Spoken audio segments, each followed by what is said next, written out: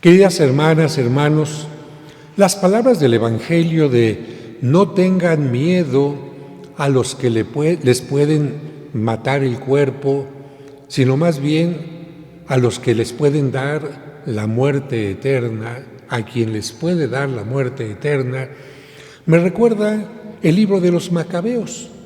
Este libro fue escrito narrando lo que sucedió con un líder, digamos, descendiente de los grupos de Alejandro Magno, y que lamentablemente llegó a atormentar al pueblo judío. Este hombre quería obligar a los judíos a que dieran culto a los dioses paganos. Y una madre con sus hijos se negaron a hacerlo. Dijeron: nosotros vamos a obedecer primero a Dios que a ti, que eres simplemente un gobernante humano. Y aquel hombre, lamentablemente, lo que hizo fue terrible. Fue torturando a cada uno de los hermanos, matándolos en una forma terrible, incluso finalmente con la madre. Pero cuando estaba haciendo esto, uno de los hijos le dijo: tú podrás acabar con nuestro cuerpo, pero tú no vas a vivir eternamente. Con esto, este joven estaba diciendo que, claro, sentía el que le quitaran la vida, pero estaba seguro de que tendría la vida eterna. En cambio, aquel gobernante que supuestamente tenía poder en este mundo, en el más allá, no tendría ningún poder y terminaría su existencia para siempre. ¿Cuántas veces ponemos mucha atención en nuestro cuerpo, pero descuidamos nuestro espíritu? Hay gente que se alimenta en su cuerpo 3 veces al día o más porque anda con botanitas, con bocadillos, con antojos y curiosamente no comulga. ¿Cuántas veces la gente alimenta su morbo humano leyendo revistas de chismes, de notas, de espectáculos, de deportes, pero no alimenta su espíritu? Y ya vemos la gran diferencia que existe, porque es gente que está enojada con la vida, molesta, dependiente del dinero, de las compras, con conflictos de todo tipo, y le falta esa paz, esa tranquilidad, esa luz espiritual que tienen aquellas personas que se alimentan de Dios. Pero hay un tema que también sobresale en las lecturas de hoy: no tengan miedo.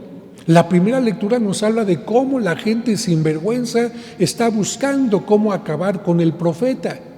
¿Qué va a hacer el profeta? ¿Presentarse para que lo maten?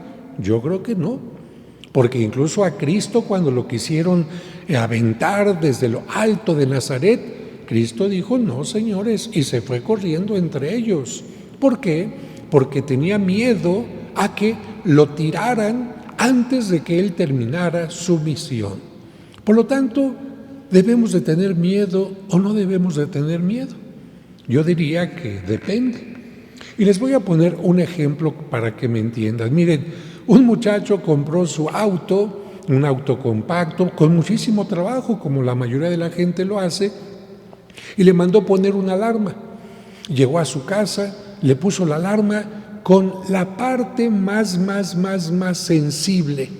¿Y qué es lo que pasó? Se subió a su departamento y ¿qué pasaba? Pasó un gatito, bajó a quitar la alarma, a ponerla normal, pero seguía también muy sensible. Pasaron unas personas, pasó después un coche muy fuerte, una motocicleta, Total, que este muchacho se desesperó, que por lo sensible de la alarma sonaba por cualquier cosa, y entonces lo que hizo fue bajó y le puso en el nivel más bajo, es decir, le quitó casi toda la sensibilidad, y al día siguiente, cuando se levantó, ya no estaba el coche porque se lo habían robado. ¿Qué tuvo que hacer este muchacho con la alarma? Ni tan sensible, ni tan insensible, sino diríamos algo medio. Eso es exactamente lo que tenemos que hacer con el miedo.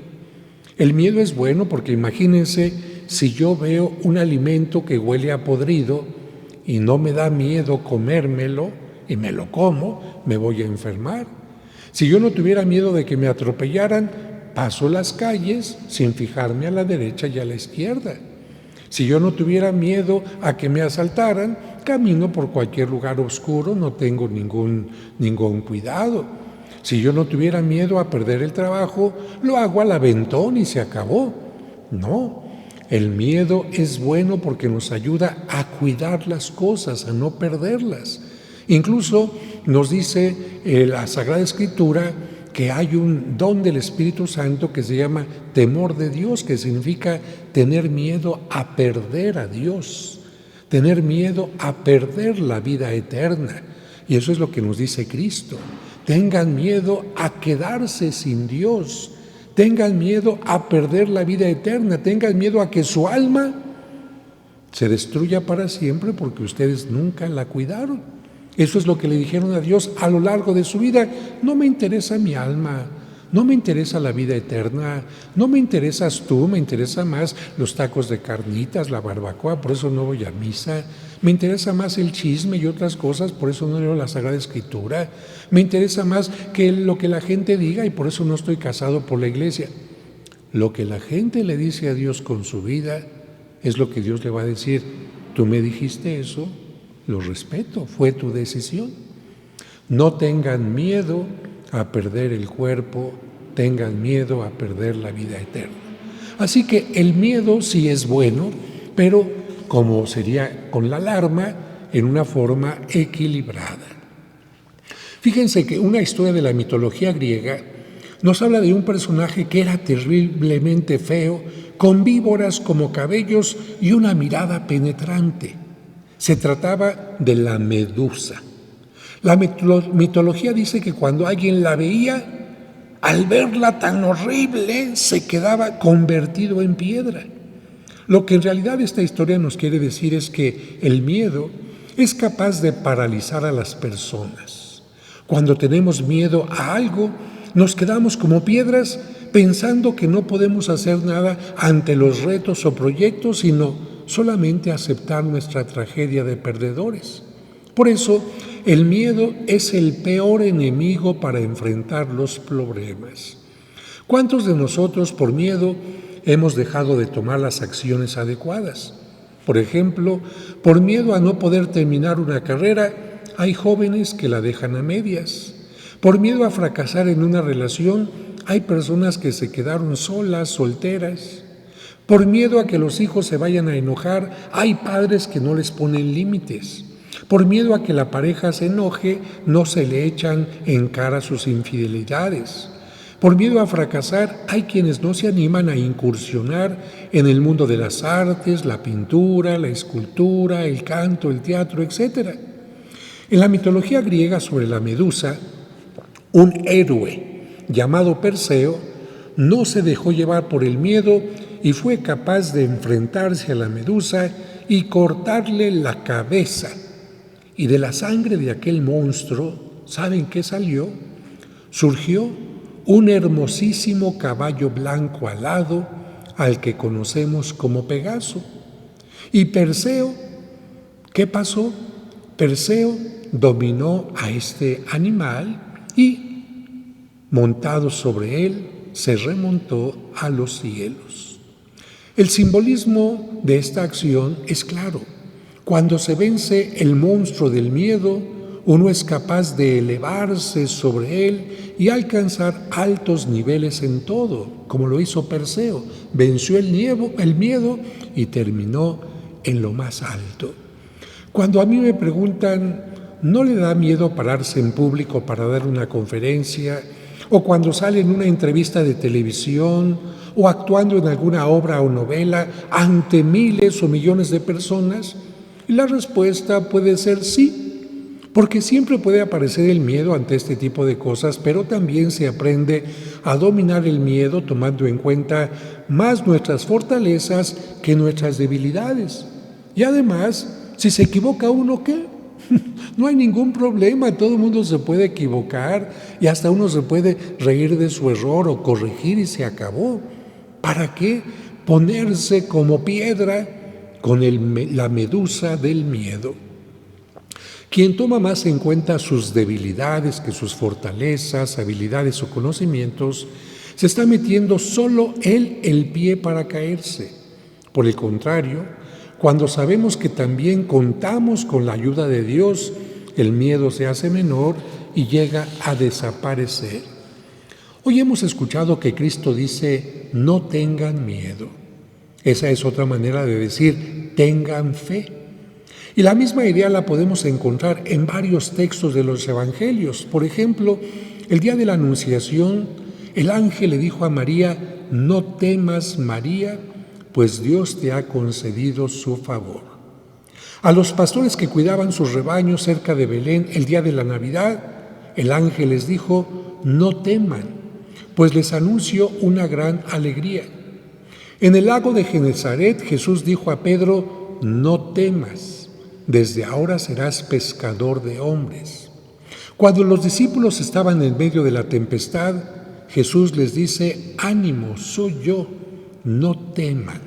Fíjense, cuántas veces si seguimos buscando vamos a encontrar más. Siempre Dios nos dice, no teman. De otra manera, nos está diciendo, ten fe.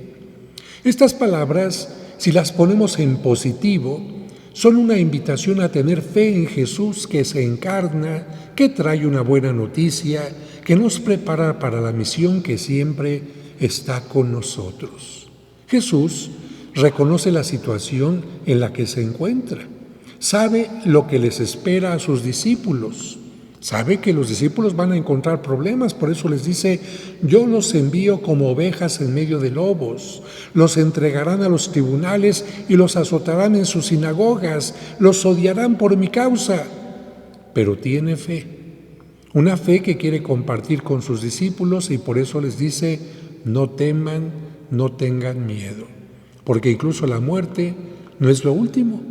Como este muchacho de los Macabeos, vio cómo habían matado a sus hermanos, tenía cierto miedo, pero sabía que más allá de la muerte había algo, que no era el dolor, sino precisamente el triunfo. Jesús invita a no tener miedo de anunciar el Evangelio a plena luz del día, a tener fe en Dios Padre que tiene contados los cabellos de nuestra cabeza y siempre está con nosotros.